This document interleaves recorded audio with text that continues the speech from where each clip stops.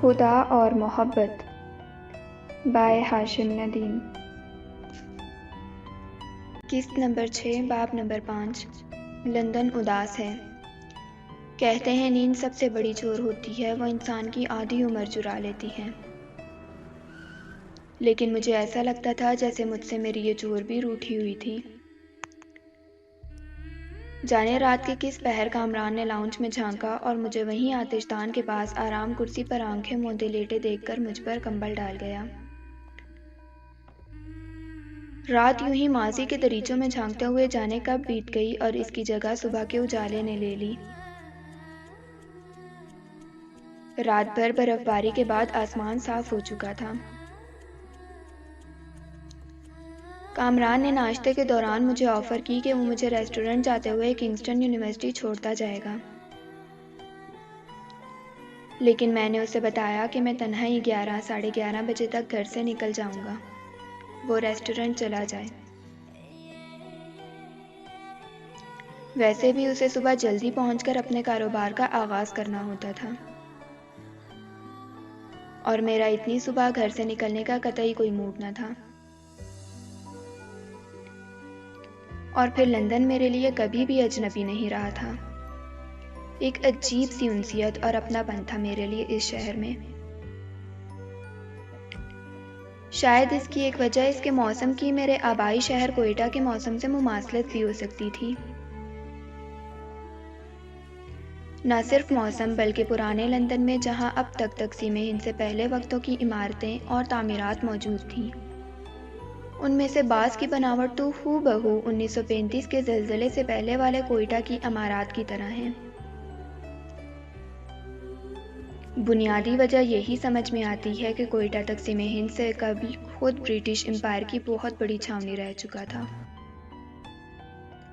और इसे आबाद करते वक्त इंग्लिश हुनरकारों ने फ़न तामीरात में ईंट का रुख, इमारत की बैरूनी उठान और तवील और चौड़ी सड़कों की कुशादगी देते वक्त शायद लंदन ही को ज़हन में रखा होगा। और फिर सिर्फ मेरे शहर पर ही क्या मुनहसिर है। तकसीम से कबल अंग्रेज़ जिन इलाकों में भी रहा करते थे, ख़ास कर सर्द इलाके, वहाँ की तर्ज तामीर एक मखसूस रिवायत को ही जन्म देती महसूस होती है।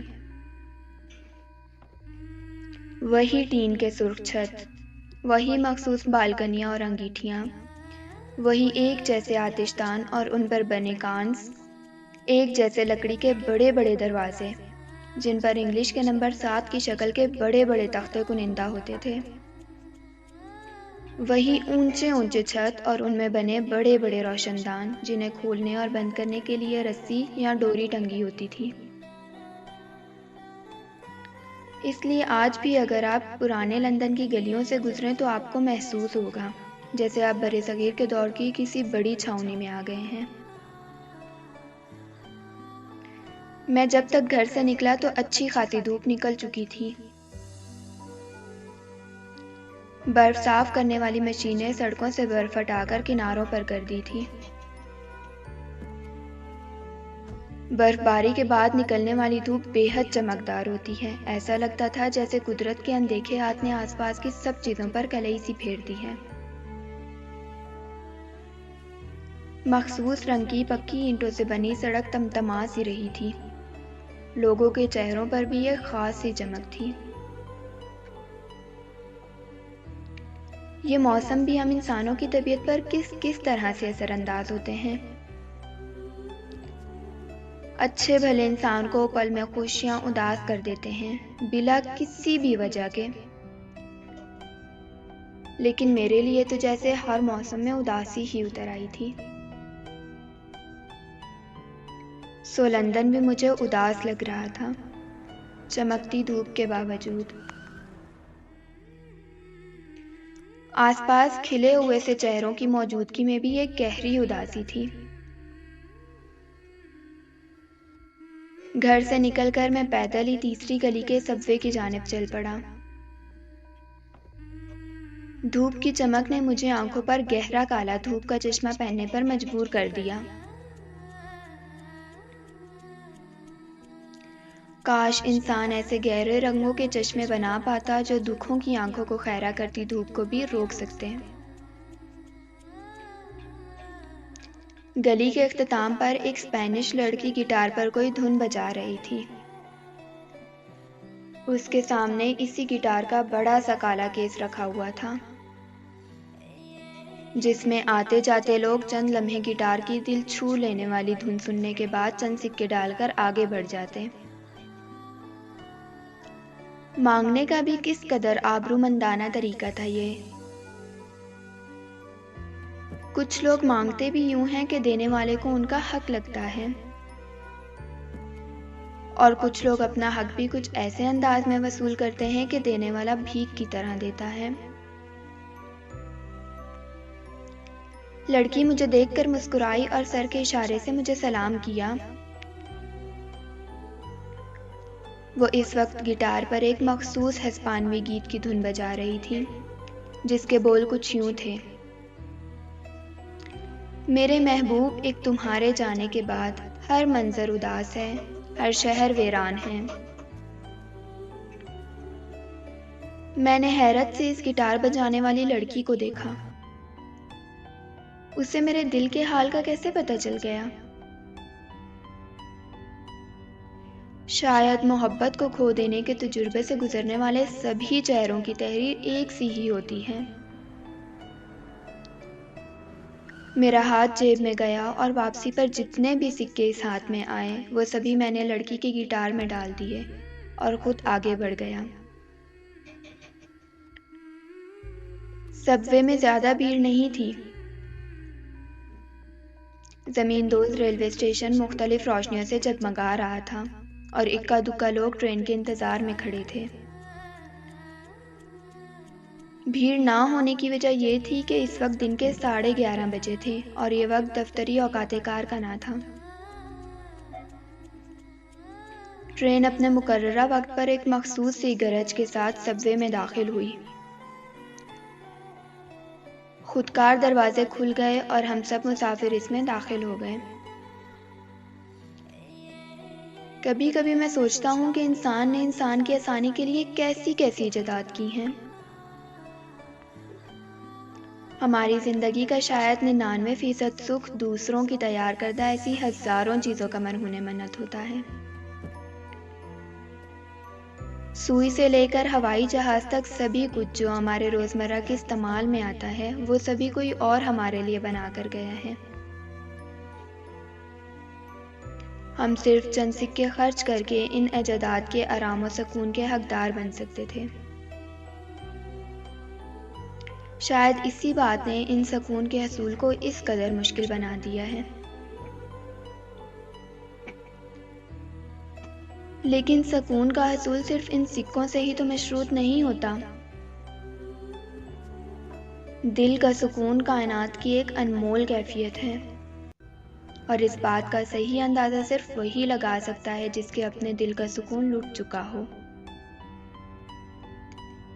हम इंसान भी कितने नादान होते हैं। जब तक दिल का करार अपने काबू में होता है हम उसे बाजारों में लुट जाने के लिए फिरते हैं।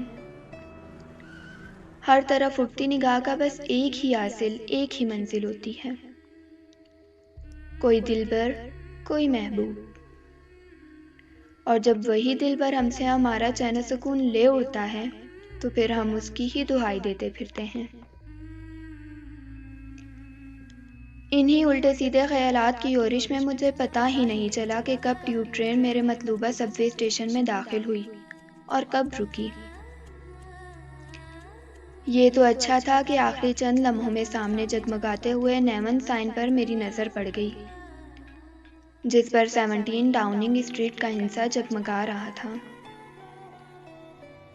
मुझे जैसे होश सा आ गया और मैं ट्रेन के दरवाजे बंद होने से कबल ही नीचे उतर आया। सीढ़ियां चढ़कर ऊपर की सड़क तक पहुंचा। अब यहाँ से 9 नंबर की लंदन की मशहूर और मखसूस सुर्ख डबल ट्रैकर बसों में से एक बस मुझे सीधा यूनिवर्सिटी के गेट तक पहुंचा सकती थी। लंदन बिल्कुल वैसा ही था जैसा मैं इसे 2 साल कबल छोड़ कर गया था। इस बस स्टॉप के बिल्कुल सामने बूढ़ा बरगद का दरख्त अब भी वैसे ही खड़ा मुस्कुरा रहा था, जैसे मुझे फिर से खुशामदीद कह रहा हो। अंग्रेज़ ऐसी बातों का बहुत ध्यान रखते हैं। सिर्फ इस दरख्त को बचाने के लिए उन्होंने चंद साल पहले अपने मास्टर प्लान के नक्शे में यहाँ से गुजरती सड़क का रुख ही मोड़ दिया था, क्योंकि अगर सड़क लंदन मास्टर प्लान के तहत बनती तो इस दरख्त का कटना लाजमी था। लेकिन इंग्लिश एक रिवायत परस्त और माजी परस्त कौम है।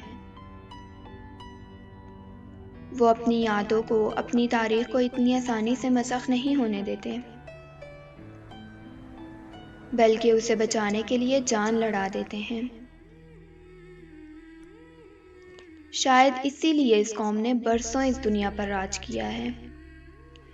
सच है, कौमें यूं ही नहीं बन जाती, इसके पीछे सदियों की तरबियत और हवादिस का अमल दखल होता है। कुछ ही लम्हों में मेरी मतलूबा सुर्ख डबल ट्रैकर बस धीमी सी रफ्तार से चलती हुई बस स्टॉप पर आ खड़ी हुई और मैं बस में सवार हो गया। यूनिवर्सिटी के रास्ते में मेरा पुराना दोस्त, मेरा हमराज और मेरा मेहरबान दरियाए तहज़म पड़ता था। मेरे लड़कपन की कई शामें और कई जवानी की रातें इस तरह दरिया के किनारे लगे हुए खूबसूरत लकड़ी के बेंचों पर गुजरी थी। वो पल जिन्हें अब मैं याद कर रहा था तो जैसे सब एक ख्वाब सा महसूस हो रहा था। वो दोस्तों के साथ पिकनिक्स, वो नए नए फ्लर्ट, वो कच्ची मोहब्बतें। तेज़म का पानी मुझे देख देख कर मस्ती में हलकोरे ले रहा था, जैसे वो मेरी लंदन आमद से बहुत खुश हो। बस दरिया के साथ बनी हुई चौड़ी सड़क पर बढ़ रही थी और दरिया हमारे साथ साथ भाग रहा था,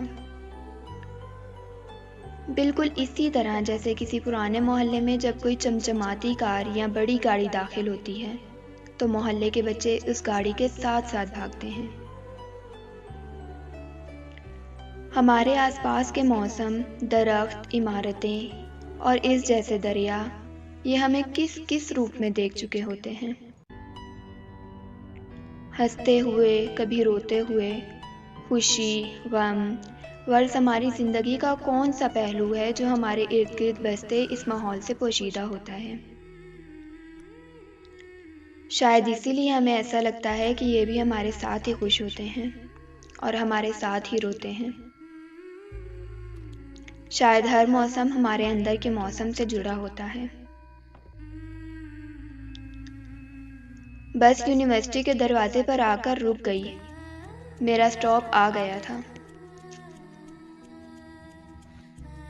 हमारी वीडियोस को लाइक एंड शेयर करें और रेड बटन पर क्लिक करके हमारे चैनल को सब्सक्राइब कर लें और ऑल नोटिफिकेशन ऑन कर लें ताकि हमारी हर नई आने वाली वीडियोस सबसे पहले आपको मिलती रहें। और कमेंट करके हमें बताएं कि आपको हमारी वीडियोस कैसी लगी।